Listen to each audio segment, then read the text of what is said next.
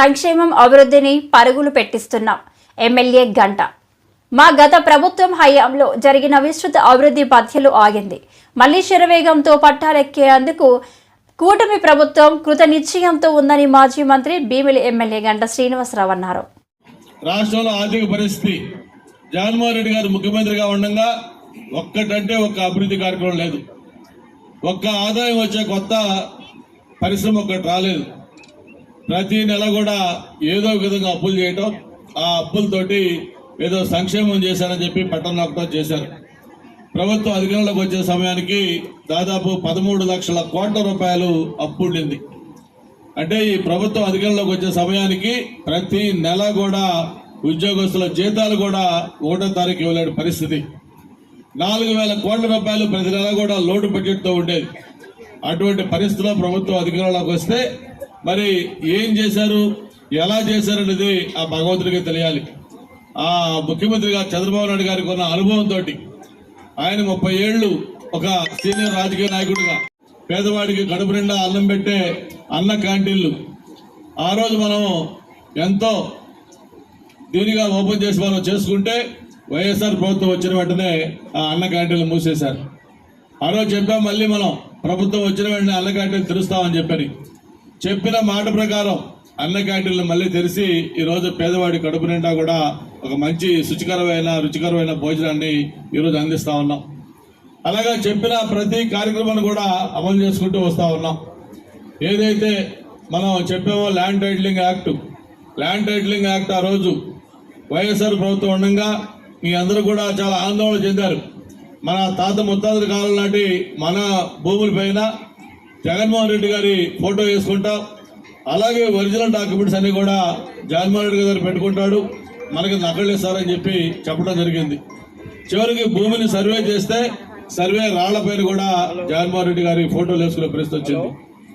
ఆ రోజు మనం చెప్పాం, మనం ప్రభుత్వం వచ్చిన వెంటనే ఆ ల్యాండ్ టైటిలింగ్ యాక్ట్ రద్దు చేస్తాం అని చెప్పిన మాట ప్రకారం ల్యాండ్ టైటిలింగ్ యాక్ట్ కూడా రద్దు చేయడం జరిగింది. నాయకులు చెప్పారు అక్కడ ఉన్న సర్వీస్ రోడ్ కూడా వెడల్పు చేయాలని. దాన్ని మన అధికారులతో మాట్లాడటం కూడా జరిగింది. కాకపోతే ఇది నేషనల్ హైవే వాళ్ళ దీంట్లో ఉంది కాబట్టి వాళ్ళు చేయాలని అనుకుంటా ఉంటే వాళ్ళు మేము చెయ్యం, మీకు హ్యాండ్ ఓవర్ చేస్తాం, మీరే చేసుకోండి అని చెప్పి వాళ్ళు చెప్తున్నారు. కాబట్టి ఇది కార్పొరేషన్ వాళ్ళు దాని త్వరలోనే దాన్ని కూడా మనం చేసుకున్నానికి అన్ని రకాల ఏర్పాటు చేసుకుందాం అని చెప్పి కూడా మీకు ఈ సందర్భంగా తెలియజేస్తా ఉన్నాను. దాంతోపాటు మా వెంకటరావు గారు ఏదైతే కార్పొరేటర్ పథకాలు ఉన్నారో ఈ వార్డుకు సంబంధించిన అనేక సమస్యలు కూడా నా దృష్టికి తీసుకురావడం జరిగింది. అక్కడక్కడ ఇంకా కొన్ని డెవలప్మెంట్ వర్క్లు చేసుకోవాలి, కొన్ని చోట్ల రోడ్లు వేయాలి.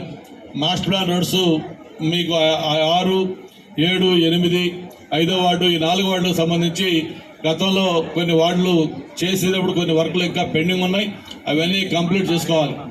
మననే జీఎంసీ కమిషనర్ గారితో మన భీమిలిలో ఒక మీటింగ్ పెట్టాం. ఆ మీటింగ్లో ప్రధానంగా చెప్పడం జరిగింది, ఏదైతే భీమిలి వైండింగు అలాగే విలీన మండలాలు 3 మండలాలని కార్పొరేషన్లో కలపడంతో పాటు ప్రధానంగా అభివృద్ధి ఏదైతే రోడ్లు, డ్రైనేజీ, పార్కులు ఇవన్నిటితో పాటు స్ట్రీట్ లైట్స్ మనకు అనేక చోట్ల ఈ స్ట్రీట్ లైట్స్ ఇంకా సరిగా లేవు, వాటర్ మెయింటెనెన్స్, దాంతోపాటు డ్రింకింగ్ వాటర్ కొన్ని చోట్ల అయితే డ్రింకింగ్ వాటర్కి బాగా ఇబ్బంది ఉంటుంది. కొన్ని చోట్ల 2 రోజులకు ఒకసారి వస్తూ ఉందని చెప్పారు, అది కూడా 10 నిమిషాల్లో ఆగిపోతుందని చెప్పారు. ఇవన్నీ కూడా కమిషనర్ గారికి అధికారులు అందరి దృష్టికి తీసుకెళ్లి వాటిలన్నింటి మీద కూడా ప్రత్యేకంగా ఫోకస్ పెట్టడం చాలా ఇంపార్టెంట్ చెప్పడం జరిగింది. దాని మీద కూడా ఒక స్పెషల్ డ్రైవ్ పెట్టి ఈ మంచినీళ్ళ సమస్య కానీ, కరెంటు సమస్య కానీ, అలాగే మిగతా అభివృద్ధి కార్యక్రమాలు అన్ని కూడా త్వరలోనే అన్ని కూడా సాల్వ్ చేసుకుందాం అని చెప్పి కూడా తెలియజేసుకుంటూ, అన్నిటికంటే మనకి ప్రధానంగా ఈ ప్రాంతంలో ఉన్న సమస్య హౌసింగ్. ఇప్పుడు కూడా వెంకటరావు చెప్తా ఉన్నాడు, సార్ చాలా మంది పేదవాళ్ళు ఉన్నారు, ఇళ్ళు లేక స్థలాలు లేక ఇబ్బంది పడతా ఉన్నారు.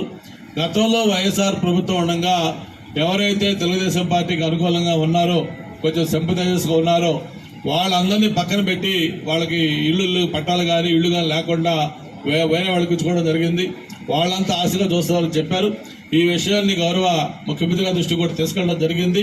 త్వరలోనే ఎవరైతే ఇళ్ళు లేని పేదవాళ్ళు ఉన్నారో వాళ్ళందరికీ ఈ హౌసింగ్ కల్పించే బాధ్యత కూడా తప్పకుండా ఈ ప్రభుత్వం తీసుకుంటుంది. మీకు తప్పకుండా ఆ కోరిక నెరవేరుస్తామని చెప్పని మరొకసారి తెలియజేసుకుంటూ, మరి నాకు కార్పొరేషన్ మొత్తం మీద ఒక ఇంపార్టెంట్ వార్డు, గుండెకాయ లాంటి వార్డు ఈ వార్డు. మరి మన మెజారిటీ కూడా బ్రహ్మాండంగా ఇచ్చారు ఈ వార్డులో. మరి ఇటువంటి వార్డులో తప్పకుండా మీ కుటుంబంలో ఒక సభ్యుడిగా, మీ కుటుంబంలో ఒక పెద్ద కొడుకుగా మీ సమస్యల పట్ల, ఈ వార్డు అభివృద్ధి పట్ల ప్రత్యేకమైన బాధ్యత తీసుకుంటాను.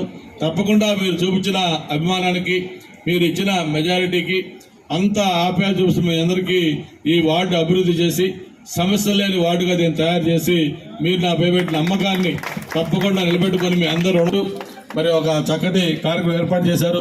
మీ అందరినీ కలుసుకునే అవకాశం కల్పించినందుకు మరొక్కసారి పేరు పేరున అందరికీ ధన్యవాదాలు తెలియజేసుకుంటూ మరొక్కసారి అందరికి కూడా ఆ వైకుంఠ ఏకాదశి శుభాకాంక్షలు.